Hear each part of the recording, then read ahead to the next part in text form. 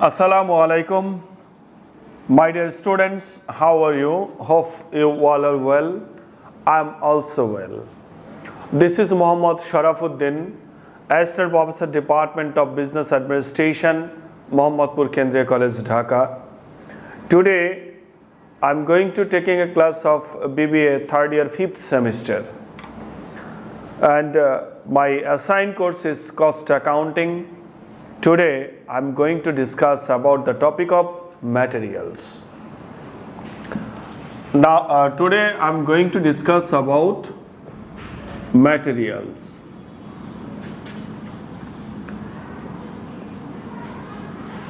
Previous classes I was discuss about an introduction to cost terms and purposes. This is the new topic of your cost accounting courses. What is the Bengali meaning of materials? Materials mean kacha mal. So materials is one of the important elements of cost, and it has been observed that in total cost structure of a product, material content is about 60 to 65%. The substantial proportion of material cost in the total cost demands more and more attention of the management towards this element. The term material generally used in manufacturing concern refers to raw materials used for production, sub-assembles and fabricated parts. Dear students, কাঁচামাল হলো এমন একটি concept বা এমন একটি বিষয় যা উৎপাদনকারী প্রতিষ্ঠানে ব্যবহার করা হয়। একটি পণ্য উৎপাদন করতে গেলে প্রথমেই উৎপাদনকারীকে চিন্তা করতে হয় কাঁচামাল সম্পর্কে, যে আমি যে প্রোডাক্টটি তৈরি করব, এই প্রোডাক্ট তৈরি করার জন্য যে কাঁচামাল দরকার হবে সেটি আমি কোন জায়গা থেকে ম্যানেজ করব। যেমন আমরা চিনি তৈরির কথা যদি বলি, চিনি তৈরি করার প্রধান কাঁচামাল হলো আখ। তাই দেখো চিনি কলগুলো ঠিক যেই সমস্ত এলাকাগুলোতে অনেক আখের চাষ হয় বা আখের ফলন হয়, সেই জায়গাগুলোতে চিনি কলগুলো গড়ে উঠেছে। আমরা যদি ফার্নিচার তৈরি করার কথা বলি, তাহলে ফার্নিচার তৈরি করার কাঁচামাল হলো কাঠ। এনিওয়ে, যে প্রত্যেকটি উৎপাদনকারী প্রতিষ্ঠানের বা উৎপাদনকারীর কাঁচামাল নিয়ে ভাবতে হয়। একটি ফিনিশড গুডসের মধ্যে কমপক্ষে 60 থেকে 65% কমপক্ষে কাঁচামালের উপস্থিতি থাকে। তাই কাঁচামাল নিয়ে আমাদের অনেক চিন্তা ভাবনা করতে হয়। একটি প্রতিষ্ঠানের সফলতার বা ব্যর্থতার একটি অন্যতম কারণ হলো কাঁচামাল। সঠিক গুণগত মানের এবং প্রয়োজনীয় সময়ে যদি আমরা কাঁচামাল পাই, তাহলে সেই সঠিক গুণগত মানের এবং সঠিক মাত্রার কাঁচামাল ব্যবহার করে আমরা যে পণ্য উৎপাদন করব, সেই উৎপাদিত পণ্য আমার আলটিমেট ইউজারদের কাছে, কাস্টমারের কাছে খুব ভালো গ্রহণযোগ্য হবে। তাই একটি উৎপাদনকারী প্রতিষ্ঠানের উৎপাদন ব্যয় বা উৎপাদনের নিমিত্তে একটি অন্যতম প্রয়োজনীয় ইম্পর্ট্যান্ট এলিমেন্ট হলো ম্যাটেরিয়াল। এই ম্যাটেরিয়াল নিয়ে আজকে আমি বিস্তর আলোচনা করব। যে কাঁচামাল আমাদের সর্বপ্রথমে দরকার হলো যে ম্যাটেরিয়াল কন্ট্রোল, যে if we control our materials in our production process, then we can easily achieve our target goals. যে if you want to control your material, then you have to taking some steps of controlling your materials. One of is purchasing and receiving. If you purchase your target raw material in due time and receive your material in duly in your factory, then you can easily operate your factory and continue your production process for your ultimate customer, for getting your ultimate finished goods.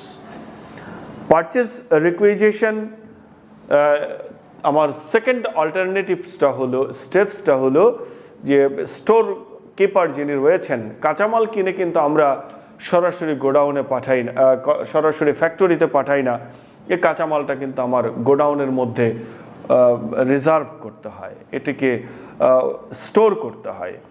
তাই স্টোরের কাঁচামাল নিয়ন্ত্রণের বা এটির দেখাশোনার কিন্তু প্রধান দায়িত্বে যিনি থাকেন তিনি হলেন store keeper.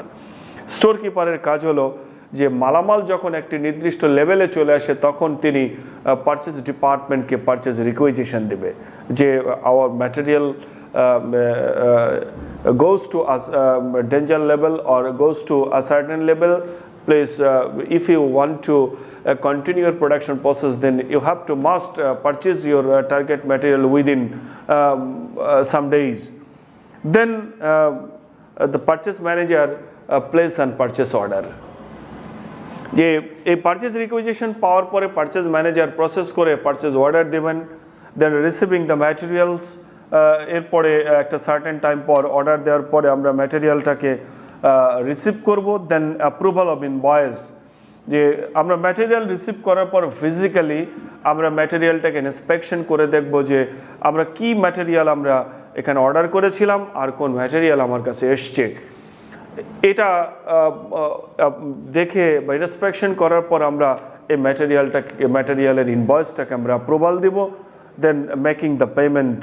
After all, finally we can make our payments to the supplier of our raw materials. এই কাজটি আমাদের করতে হবে। এইভাবে ম্যাটেরিয়াল কন্ট্রোল যদি আমরা করতে পারি, then we can easily achieve our ultimate target from our existing operations or business. এই ম্যাটেরিয়াল চ্যাপ্টারের আসলে কস্ট অ্যাকাউন্টিংয়ের কেন প্রয়োজন? যে ধরে নাও আমরা একটি আটা উৎপাদনকারী, আটা ময়দা উৎপাদনকারী প্রতিষ্ঠানের কথা যদি চিন্তা করি, আটা বা ময়দা উৎপাদন করার জন্য প্রধান কাঁচামাল হলো গম বা ভুট্টা। পৃথিবীর সর্বোৎকৃষ্ট মানের গম চাষ হয় বা উৎপাদন হয় আমেরিকাতে। ওই আমেরিকা থেকে যদি আমরা গম কিনে এনে আমাদের দেশে কিনে এনে আমরা আমাদের স্টোরে এটাকে রিজার্ভ করে তারপর যদি আমরা আমাদের পণ্যদ্রব্যগুলো উৎপাদন করি, তাহলে আমরা কন্টিনিউয়াস প্রসেসে আমরা আমাদের কাস্টমারদেরকে বা আমাদের সার্ভিস রিসিভারদেরকে আমরা সার্ভিস প্রোভাইড করতে পারবো। এখন একটি আটা বা ময়দা তৈরি করার কি ফ্যাক্টরি করতে গেলে আমাদের দেখো এরকম একটা চিন্তা করতে হবে, দিস ইজ আওয়ার ফ্যাক্টরি। এই ফ্যাক্টরিতে মেশিনপত্র থাকবে এবং এই ফ্যাক্টরির উৎপাদন প্রক্রিয়া অব্যাহত রাখার জন্য আমাকে কাঁচামাল নিয়ে আসতে হবে আমেরিকা থেকে। দেখো এই সারা বছর আমার ফ্যাক্টরি যদি আমি চালাই তাহলে হয়তোবা 1000 টন আমার গম দরকার হবে। আমরা এই সারা বছরের জন্য গম রিজার্ভ করে রাখার জন্য আমরা এরকম একটা গোডাউন বা গুদামঘর যদি আমরা স্টোর যদি আমরা এখানে মেনটেন করি, গোডাউন যদি আমরা একটু দেখি যে গুদামঘর, এখানে আমরা কাঁচামাল রাখবো, ম্যাটেরিয়াল রাখবো, ম্যাটেরিয়ালের স্টোর হিসাবে যদি আমরা এটাকে গণ্য করি যে এই স্টোরে আমরা কি রাখবো, আমাদের কাঁচামালগুলো রাখতে পারি। এই স্টোরেরও ধারণ ক্ষমতা ধরো 1000 টন। আমার এক বছরে উৎপাদন করতে, সারা বছরের উৎপাদন করার জন্য আমার ম্যাটেরিয়াল প্রয়োজন পড়ে বা 1000 টন, আর আমার এই গোডাউনেরও স্টোরেরও ধারণ ক্ষমতা 1000 টন। এরপরে আমরা এই ফ্যাক্টরিতে দেখো, এই ফ্যাক্টরিতে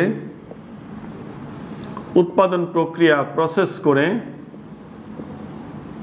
করে আমরা আমাদের ফিনিশড গুডস উৎপাদন করে আমরা সঙ্গে সঙ্গে বিক্রি করতে পারি, আবার কখনো পারি না, তখন এই ফিনিশড গুডসটাকে রাখি, ফিনিশড গুডসটাকে আবার এই স্টোরে আমরা রাখি। তার মানে একটি প্রতিষ্ঠানের দুটি স্টোর হবে। একটি উৎপাদনকারী প্রতিষ্ঠানের একটি স্টোরে আমি ম্যাটেরিয়াল রিজার্ভ করব, আরেকটি স্টোরে আমি ফিনিশড গুডস রিজার্ভ করব। এটা আমার ফ্যাক্টরি। এই ফ্যাক্টরিতে আমি কাঁচামালটাকে প্রসেস করব। এখন যে বিষয়টা হলো যে এই যে আমার এই স্টোরটাকে যদি আমার কন্ট্রোল করতে হয়, এই স্টোরটাকে নিয়ে যিনি থাকবেন এই স্টোরের দায়িত্বে তাকে বলবো আমরা store keeper. Store keeper purchase ডিপার্টমেন্টকে রিকুইজিশন দিবে যে আমার ম্যাটেরিয়াল পারচেস করা দরকার। এখন পারচেস ডিপার্টমেন্ট আমেরিকা থেকে ইউএসএ থেকে আমার ম্যাটেরিয়াল পারচেস করার স্টেপ নেবে, ইউএসএ থেকে স্টেপ নেবে। এই ইউএসএ থেকে আমি ম্যাটেরিয়াল যখন কিনবো তখন প্রথম প্রশ্ন আসবে আমি কি পরিমাণ ম্যাটেরিয়াল পারচেস করব। কি পরিমাণ ম্যাটেরিয়াল পারচেস করব? আমি কি 1000 টনই একবারে কিনে আইন আমি এখানে গোডাউনে গোদামজাত করব, না 1000 টনের বেশি ক্রয় করব, না এর চাইতে কম ক্রয় করব? তখন অ্যাকাউন্টস ডিপার্টমেন্টের কাজ হবে হলো যে দেখো কস্ট অ্যাকাউন্টিং এর প্রধান দুটি উদ্দেশ্য ছিল। প্রথমে হলো কস্ট ডিটারমিনেশন, সেকেন্ড ছিল কস্ট কন্ট্রোলিং, যে আমি যদি কস্ট কন্ট্রোল করতে পারি তাহলে কিন্তু আমরা আমাদের আলটিমেট টার্গেটে কিন্তু পৌঁছে যেতে পারবো খুব সহজে। তাহলে এই যে কস্ট কন্ট্রোল করতে গেলে আমরা চিন্তা করব কিভাবে খরচ কমানো যায়, কি পরিমাণ মালামাল ক্রয় করলে আমার ম্যাটেরিয়াল কস্ট মিনিমাম পর্যায়ে থাকবে, এটিকে আমরা বলবো ইকোনমিক অর্ডার্ড কোয়ান্টিটির কস্ট বা ম্যাটেরিয়াল কস্ট। যে পরিমাণ ম্যাটেরিয়াল পারচেস করলে খরচ আমার সর্বনিম্ন পর্যায়ে থাকবে ওই পরিমাণ ম্যাটেরিয়ালই আমরা ক্রয় করব। তো যে পরিমাণ পণ্যদ্রব্য ম্যাটেরিয়াল পারচেস করলে আমার খরচ মিনিমাম পর্যায়ে থাকবে সেই ম্যাটেরিয়ালটাকে বলা হয় ইকোনমিক অর্ডার কোয়ান্টিটি বা ইওকিউ। এই ইকোনমিক অর্ডার কোয়ান্টিটি আমরা বের করব হলো, দেখো একটি সূত্র প্রয়োগ করব। সূত্রটা হলো √2AO/C। এখানে এই যে ইকোনমিক অর্ডার কোয়ান্টিটি বা মিতব্যয়ী ফরমায়েশ পরিমাণ, এই সূত্রের মধ্যে আমি ইউজ করতেছি কি এ ফর অ্যানুয়াল ডিমান্ড, আমার এক বছরে কি পরিমাণ ম্যাটেরিয়াল দরকার হবে, তার মানে আমার এক বছরে 1000 টন ম্যাটেরিয়াল দরকার। ও হলো অর্ডারিং কস্ট। এই যে ইউএসএ থেকে যখন আমি কাঁচামাল ক্রয় করে আনবো তখন আমাকে পারচেজ অর্ডার করতে হবে। এই অর্ডারের জন্য আমার কিছু খরচ হয়, কিছু ব্যয় হয়। এই অর্ডারিং কস্ট আমাকে বিবেচনা করতে হবে। এ বললো C for carrying cost. Carrying cost মানে কিন্তু এইখান থেকে পণ্যদ্রব্য বহন করে আনার খরচ নয়। এই ক্যারিং কস্টটা হলো যে আমি এই মালামাল যখন আমার এই স্টোরে ঢুকিয়ে দেব বা ঢুকায় রাখবো বা এখানে যখন মালামালটা যখন থাকবে তখন এই মালামালটাকে মেনটেনেন্স করতে হবে, এটাকে স্টোরিং করে রাখার কিছু খরচ রয়েছে। যেমন আমি মালামাল কিনতে হয়তোবা যে টাকা লাগে এটি হয়তোবা কোনো জায়গা থেকে ঋণ করতে পারি, এই ঋণের ইন্টারেস্ট পে করতে হয়। এই গোডাউনের মেনটেনেন্স খরচ রয়েছে, আদার্স এক্সপেন্স রয়েছে, এই সমস্ত খরচগুলোকে বলা হয় ক্যারিং কস্ট। এই সমস্ত বিষয়গুলো নিয়ে এই ফর্মুলার মধ্যে ফেলে দিলে আমরা পেয়ে যাব ইকোনমিক অর্ডার কোয়ান্টিটি বা মিতব্যয়ী ফরমায়েশ পরিমাণ, যে কি পরিমাণ পণ্যদ্রব্য ক্রয় করলে আমার ম্যাটেরিয়াল কস্ট মিনিমাম পর্যায়ে থাকবে। এরপরে দেখো এই যে মালামালটা আমি পাবো এটা এই গোডাউনে এসে এই স্টোর কিপার রিসিভ করবে, রিসিভ করে ওর লেজারে ও এটা মেনটেন করে ও রাখবে। তো এই গোডাউনের মধ্যে যে মালামালগুলো আমি মজুদ করে রাখলাম, যে ইনভেন্টরি আমার হলো, এই ইনভেন্টরি রিলেটেড কিছু জিনিসপত্র আমাদের এখান থেকে বের করতে হবে। যেমন হতে পারে যে আমার গোডাউনের এইভাবে যদি পণ্যদ্রব্য ক্রয় করি এবং একটা নির্দিষ্ট সময় পরপর আমরা মালামাল ক্রয় করে তারপরে আমি এখান থেকে পণ্যদ্রব্যগুলো বা এই মালামালগুলো আমরা কি করব, এই ফ্যাক্টরিতে পাঠাবো। তা যখনই আমি ফ্যাক্টরিতে পাঠাবো তখন কিন্তু মজুদ আবার কমতে থাকবে। তো এভাবে সর্বনিম্ন মানে কমতে থাকবে, আবার অর্ডার করব, আবার মালামাল আসবে, ম্যাটেরিয়াল আসবে, তখন আমার ম্যাক্সিমাম লেভেলটা কত হবে গোডাউনের মধ্যে মজুদ ম্যাক্সিমাম কত পর্যন্ত থাকতে পারে এটি আমরা বের করব।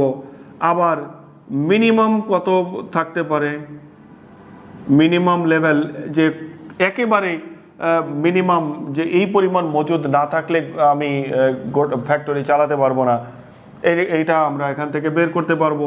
তারপরে আমরা এখান থেকে অ্যাভারেজ লেভেলটা বের করতে পারবো, অ্যাভারেজ আমার কি পরিমাণ মজুদ আমার এখানে থাকে। তারপরে আমার এখান থেকে ডেঞ্জার লেভেলটা এখান থেকে বের করতে পারবো, যে আমার গোডাউনের মধ্যে মালামাল মজুদ কোন পর্যায়ে আসলে ওই পর্যায়টাকে আমরা বলবো যে আমরা খুব ডেঞ্জার লেভেলে বা খুব খারাপ অবস্থায় আমরা চলে আসব। তারপরে আমরা এখান থেকে সেফটি স্টক বের করব। সেফটি স্টক হলো নিরাপত্তা মজুদ, যে গোডাউনের মধ্যে কি পরিমাণ মালামাল মজুদ থাকলে আমরা এটাকে সেফটি স্টক বলবো। এভাবে average stock, minimum, maximum, danger, safety, এগুলো আমরা বের করব। তারপর এখান থেকে আমরা আরও বের করতে পারি হলো যে এই গোডাউনের মধ্যে যে মালামাল আছে কি পরিমাণ মালামাল থাকলে আমি আবার নতুন করে মালামাল অর্ডার করব, এটাকে বলবো রিঅর্ডার পয়েন্ট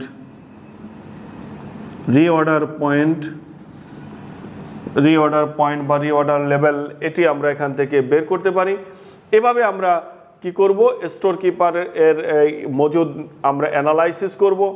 তখন আমাকে একটা কাজ করতে হবে। দেখো, স্টোর কিপার এবার চিন্তা করবে, যখন এই ফ্যাক্টরি প্রোডাকশন ম্যানেজার যখন স্টোর কিপারের কাছে মালামালের জন্য রিকোয়েজিশন দেবে যে আমার উৎপাদন প্রক্রিয়া অব্যাহত রাখার জন্য মালামাল দরকার, তখন স্টোর কিপার এই ফ্যাক্টরিতে মাল পাঠাবে, কোন মালামালটা আগে পাঠাবে বা কোন দরের মালটা আগে পাঠাবে। তখন সে চিন্তা করতে পারে যে মালামালটা আগে এসেছে সেটি পাঠাবো।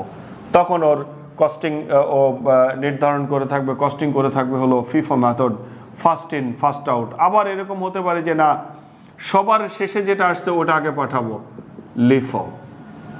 আবার এরকম হতে পারে ফিফো লিফো দুটির রেটকে অ্যাভারেজ করে বা ওয়েটেড করে আমরা পাঠাবো, তখন ওয়েটেড অ্যাভারেজ হতে পারে, ওয়েটেড অ্যাভারেজ হতে পারে। আবার যে ফিফো লিফোকে কি বলে যে আমার সেলস কি বলে পারচেজ এবং পারচেজের বিভিন্ন রেটগুলোকে নিয়ে আমরা সিম্পল অ্যাভারেজও এখানে ব্যবহার করতে পারি, সিম্পল অ্যাভারেজ। দেখো, আমরা যখন ম্যাটেরিয়ালসের এই চ্যাপ্টারের যখন প্রবলেমগুলো সলভ করতে যাব, তখন আমাদেরকে এই বিষয়গুলো খেয়াল রাখতে হবে যে কি পরিমাণ মালামাল ক্রয় করব। তারপরে এই ধরনের স্টক লেভেল আমরা বের করব। তারপরে গিয়ে স্টোর কিপার যখন মালামাল ফ্যাক্টরিতে পাঠাবে তখন সে কোন প্রাইসে পাঠাবে, ফিফো প্রাইসে না লিফো প্রাইসে না ওয়েটেড অ্যাভারেজ প্রাইসে পাঠাবে না সিম্পল অ্যাভারেজ প্রাইসে পাঠাবে, এই বিষয়গুলো আমাদের সিদ্ধান্ত নিতে হবে। তো এই চ্যাপ্টারে যখন আমরা প্রবলেম সলভিংয়ে যাব আগামী ক্লাসে, তখন আমরা EOQ, maximum level, minimum level, average level, danger level, safety level, reorder point, আরও অনেক কিছু রয়েছে, এগুলা বের করব। আর তারপরে আমরা এই ফিফো মেথডে আমরা একটা স্টোর লেজার তৈরি করব, লিফো মেথডে স্টোর লেজার তৈরি করব, ওয়েটেড অ্যাভারেজে তৈরি করব, সিম্পল অ্যাভারেজে তৈরি করব। এভাবে আমরা এই চ্যাপ্টারের সমস্যাগুলো আমরা সমাধান করব। তো নেক্সট ক্লাসে আমরা এই চ্যাপ্টার সম্পর্কেও একটি বাস্তব সমস্যা তোমাদেরকে সমাধান করাবো। সে পর্যন্ত সবাই ভালো থেকো, নিরাপদে থেকো। আল্লাহ হাফেজ।